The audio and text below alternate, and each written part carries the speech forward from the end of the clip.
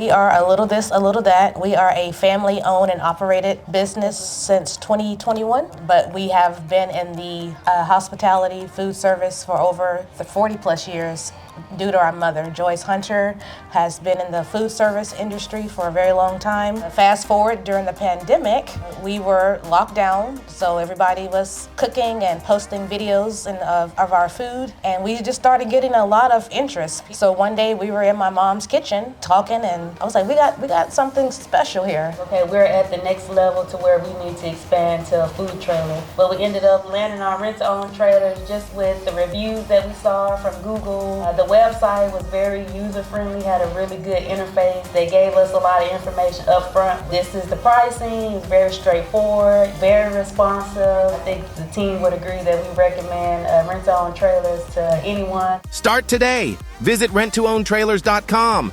Hablamos español.